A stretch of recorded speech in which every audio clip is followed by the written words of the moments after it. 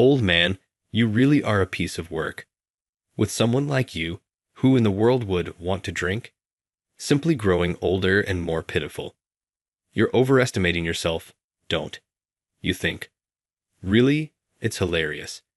The last day of training for new hires was that day. While waiting for my coworkers to arrive, at the restaurant where the welcoming party was scheduled to take place, I sat by myself. However, as time went on, nobody arrived. Rather, I was made fun of on the phone. I had changed careers at the age of 50 and was now training with recruits who were as young as Meownsons. During the training, one of them, Kyle, the executive's son, was unruly, doing whatever he wanted, and continuously upsetting the workers. I had to call him out because I was tired of his actions, but that simply made him target me, and I was subjected to his small-time harassment. I was utterly alone, counting down the days until the training was completed, while everyone else ignored me. I suppose I can come if you really insist, old man, but you're paying for it all. Okay. Will you do something constructive for the next generation? Had. Something broke inside of me. I have a different plan if that's how you want to play it. With a certain resolution blazing within of me, I thought, laugh while you can, and headed for the corporation. William is my name. I'm a middle-aged man who is around 50 years old and has worked for roughly 25 years. I spent a lot of time working for the same company after I graduated from college, but last Friday I made the decision to change, and I was given a small farewell party. I had been tormented by the choice, but I forced myself to face this new challenge since I understood that you only have one life to live. The business I selected for my second start produces stationery, with a focus on mechanical pencils and ballpoint pens. It is a significant participant in the market and is essentially interchangeable with ballpoint pens. The company's pens, which are lauded for their ease of use, have become a mainstay among stationery enthusiasts as well as students riding the recent stationery boom. New items are being introduced everywhere as a result of this tailwind, and factories all throughout the nation are putting forth endless effort to meet demand. I was shown to the conference room as soon as the training began at headquarters. My pulse began to race as I noticed that a group of young individuals in suits had already taken their seats. We were divided into groups for training after Mr. Simpson, the president of the company, greeted us and gave us an overview of the company's business operations and philosophy. I was shown to the conference room as soon as the training began at headquarters. My pulse began to race as I noticed that a group of young individuals in suits had already taken their seats. We were divided into groups for training after Mr. Simpson, the president of the company, greeted us and gave us an overview of the company's business operations and philosophy. Since it was a manufacturing company, it was not unusual to be dispatched to one of the many plants, but most people would be allocated to the headquarters. Workers at the factories are in charge of running production lines and making thoughtful decisions about what and how much to create. Everything comes down to experience and learning while working. Additionally, you must oversee the schedules of temp and part-time employees. Some of these employees have been with the organization for more than 10 years, so cultivating positive connections with them is essential. Depending on the procedure, there are more part-timers, which causes cliques to emerge among them. Naturally, individuals quit all the time. Therefore, you also need to intervene and deal with those circumstances. A great deal of attention to detail is necessary for this work. I'd heard innumerable tales of people resigning because the strain was too much for them. As I listened to the staff members speak, I considered the possibility that some of the people here would eventually follow that same course. Having said that, a lot has changed and progressed since my time. I was so absorbed in those ideas that time passed rapidly. At first, we were all nervous, but gradually everyone loosened up, and soon they were chatting with me, even treating me kindly despite my age. I was touched, but there was one guy who stood out, Kyle. He was the son of an executive, Trevor. At first, he came across as a hyper-enthusiastic young guy, determined to make the training fun, but it didn't take long to notice his problematic behavior. "Hey, you, go get my lunch, will you?" "Oh, okay, sure." Today, he once again picked on one of the more timid guys and made him fetch his lunch, while lighting a cigarette with a smug grin. "Hey, you can't smoke in here." An employee tried to stop him, but Kyle just glared at him and said, "I've got my future guaranteed." Hearing that, the employee couldn't say anything more, and everyone else just pretended not to notice. This only made Kyle more emboldened, and he continued bossing people around and heckling the staff during the training sessions. It was unbearable. Acting like the elder I was, I decided to warn him. "Kyle, from where I'm standing, your attitude isn't exactly commendable." Kyle's eyes widened in anger. "Ha! What the hell are you talking about, old man?" "My name isn't Old Man. It's William." "Oh, just like that character from the show, huh? That's hilarious." He was grinning, but his eyes weren't smiling at all. I could feel his simmering anger, the kind that doesn't tolerate defiance. This wasn't going to be easy, I thought. "I don't mind if you joke about my name, but I'd appreciate it if you didn't cause trouble for others. Or the staff. You're here to work, aren't you? They're not your servants. You should handle your own tasks." In response, Kyle violently kicked a nearby chair. Everyone around turned to look at the commotion. "Don't get cocky just because you're the oldest here, old man. Do you even know who I am? My dad's an executive here. If he wants, he could get rid of you just like that. You get that, right?" With that, Kyle stormed out of the room, still seething with anger. Everyone glanced at me with concern. I put on a cheerful front. "Sorry for all the fuss. Don't worry about me. I'm fine." But despite my words, their eyes were filled with obvious worry. A sense of unease crept into my heart as I feared Kyle would begin targeting me, and the harassment started. It began with small things, my training materials being torn up, my lunch deliberately knocked to the floor. He would interrupt me every time I spoke during group work, acting like a child. But Kyle was the son of Trevor. Even the staff seemed unable to intervene. My fellow trainees, afraid of Kyle, not only did nothing to stop the bullying, but began to look the other way entirely. Just talking to me could make them Kyle's next target. Sensing this tension, everyone slowly stopped speaking to me altogether. I was frustrated. I had been thrilled to relive the excitement of my early career and to be part of a group again, grateful that I'd made the decision to switch jobs. But then, just because this kid happened to be the son of an executive, he treated me like his personal enemy, mocking and belittling me at every turn.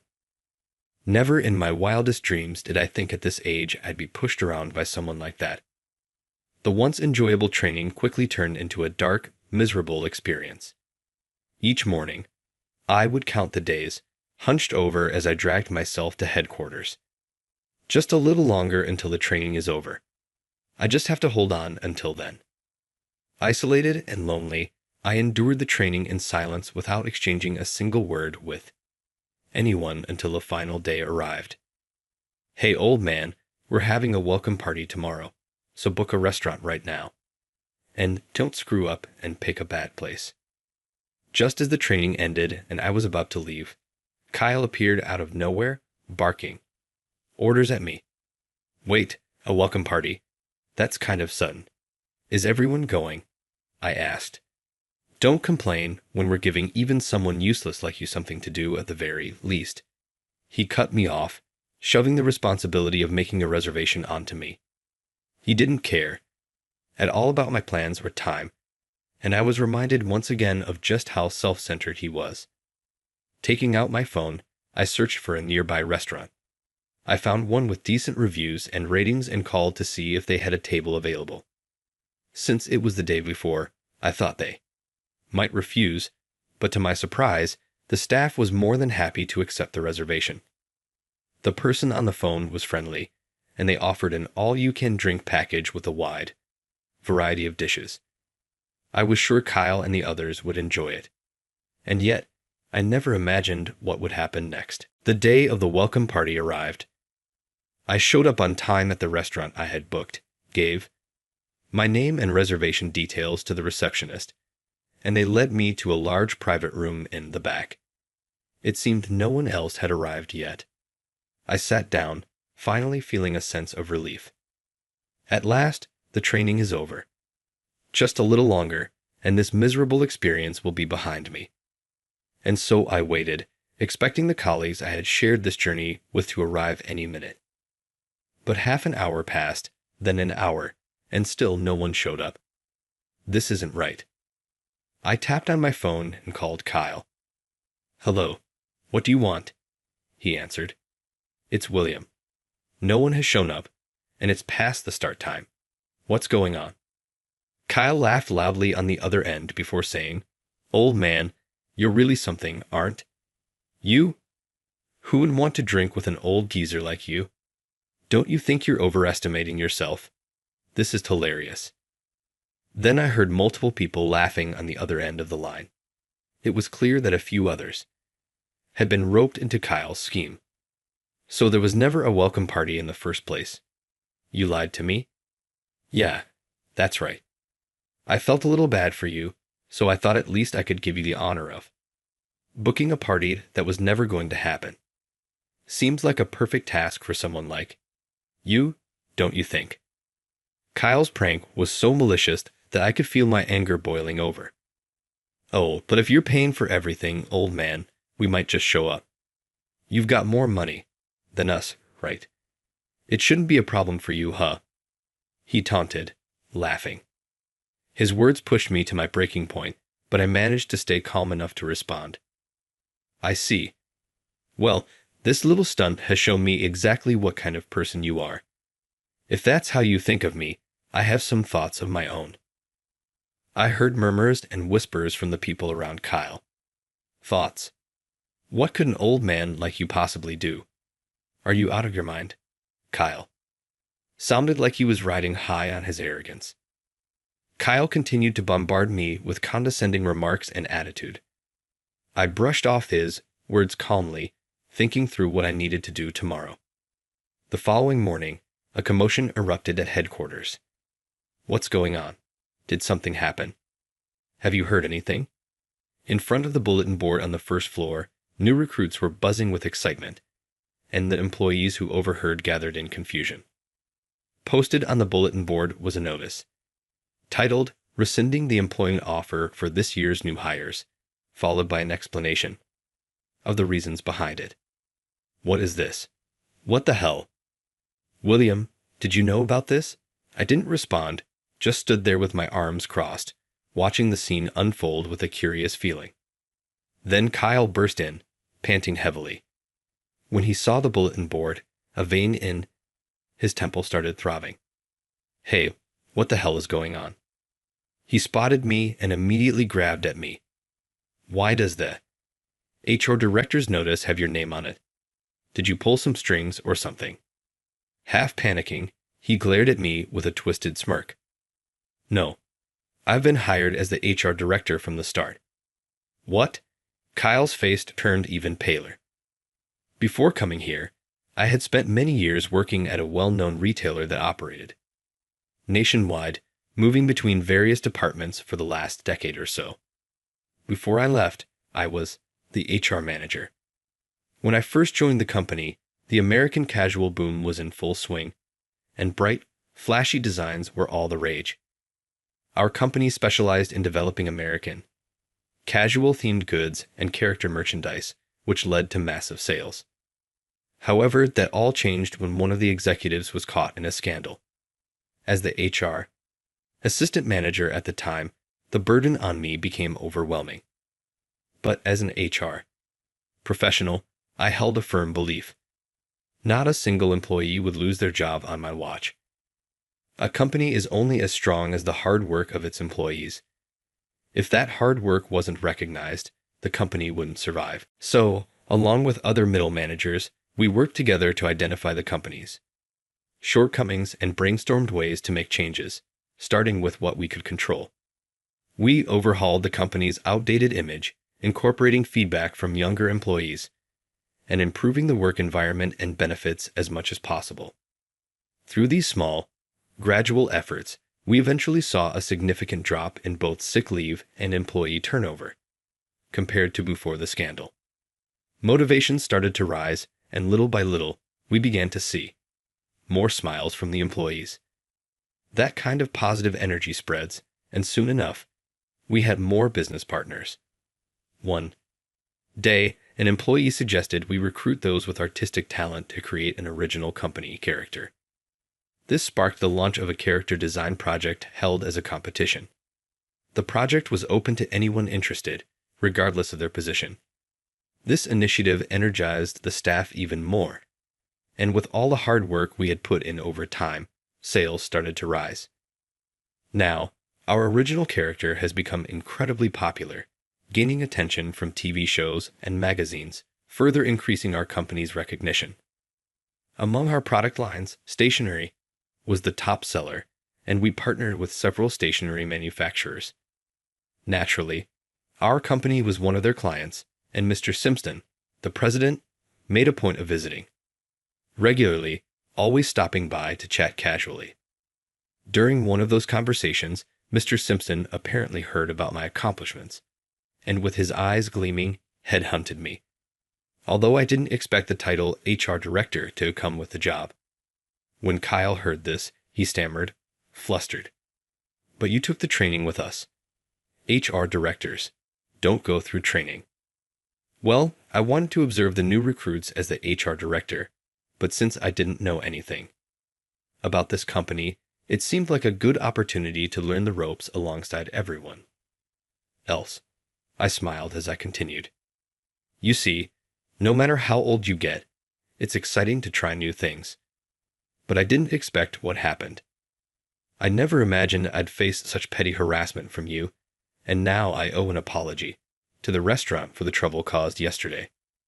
Kyle, trembling, opened his mouth as if to say something, but just then, "Hey, where's William? Where is he?" A short, stocky, middle-aged man with a noticeably shiny head stormed in, fuming with anger. It was Kyle's father, Trevor. "I'm William." I stepped forward with a firm expression. The room was filled with a tension unlike anything before. "Hey, what's this about my son's offer being rescinded?" His face was flushed red, and his expression was less that of an executive and more of a father ready to grab me. "Trevor, nice to meet you. I'm William, the newly appointed HR Director." "I don't care about that. What's this about my son? He told me you've been harassing him relentlessly and used your position to have his offer rescinded. I won't accept someone like you as HR Director." Remaining calm, I pulled something from my pocket and handed it to him. "In that case, I have something for you as well. This is the bill for the cancellation fee from yesterday's restaurant. I'd like you to cover it." Trevor didn't take it. Instead, he swatted it away, shouting, "Are you kidding me? Where's the proof? Show me the proof." With that, I pulled out my phone and tapped on a file.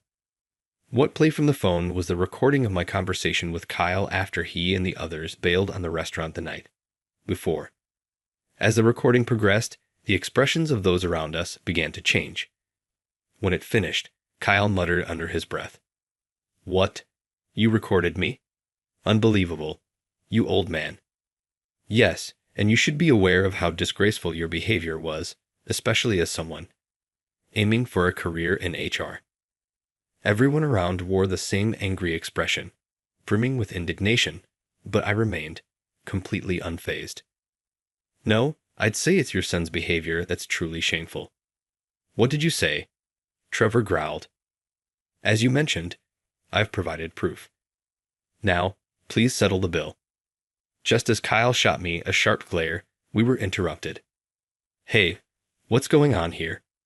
Why all the commotion?" Mr. Simpson entered the room, causing Trevor to panic. "Hey, what are you all doing? Get back to work." At that, the employees who had been standing around like spectators quickly scattered. Now, only the new recruits and a few of us remained, with Mr. Simpson looking at us sternly. Mr. Simpson, this man, William, has been spreading false accusations about my son, and I was just trying to clear things up. Well then, let's hear your rebuttal. Mr. Simpson faced me with a serious expression. Behind him, Trevor and Kyle wore smug smiles, as if they had gained the upper hand. I kept my calm and started, "Yes, Trevor here blackmailed the previous HR manager, threatening to expose his weaknesses unless his son was hired." The room stirred, and the color drained from Kyle's face. Trevor quickly jumped in to defend himself. "Mr. Simpson, that's a lie. He has no proof." "That's not all." "Hey, watch your mouth," Trevor shouted. "Quiet, Trevor," Mr. Simpson said in a deep, resonant voice, sternly rebuking him. Trevor stood there in shock, while Kyle flinched visibly. Mr. Simpson turned to me. "William, go on." "Yes." I then calmly and methodically laid out all of Trevor's past misdeeds. For all these reasons, I could no longer stand by and ignore Trevor's behavior as HR director. I then bowed deeply to Mr. Simpson. He let out a sigh and said, "Thank you, William." With those words, Mr. Simpson genuinely showed his appreciation toward me. "Mr. Simpson, you're actually going to believe him. These are baseless accusations. I've heard rumors of your actions for a while now. This just confirms it." Trevor collapsed to his knees, sobbing uncontrollably. Kyle, too, wore a look as if the world had ended. Mr. Simpson approached me and placed a reassuring hand on my shoulder. As for Trevor, while he was originally set for immediate dismissal, Mr. Simpson showed great mercy, and Trevor was demoted from executive to a regular employee. His misdeeds became well known within the company, and he was soon relegated to a desk job, shunned by his coworkers. However, Trevor couldn't shake the habits he developed after years of lording over others as an executive.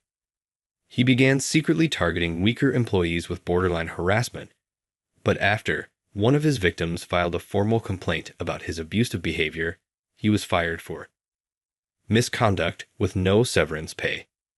He now lives a hard life. As for Kyle, who had already left the company, rumors have it that he was arrested for causing trouble on a train and has since disappeared. What a troublesome pair they turned out to be. As for the new recruits whose offers were rescinded due to this incident, the company concluded that Kyle had led the harassment against me, and the others likely felt powerless to defy him because of his father. The company decided that those who sincerely reflected on their actions and expressed a desire to return would be given another chance. With the chaos finally behind us, I quickly got to work as HR director, proposing the steps we needed to take moving forward. Today, as part of that effort, I'll be visiting each department to listen to the concerns of the employees. My role is to ensure that each individual's voice is heard, fostering an open and supportive workplace. Navigating the corporate world is no easy task. People who grow complacent in their positions and fail to show compassion for those around them will never do good work. Building relationships takes effort, but through those experiences, we become kinder and more understanding. That's what I've learned over my long career. Moving forward, I hope to continue supporting these hardworking people from behind the scenes, doing whatever I can to help.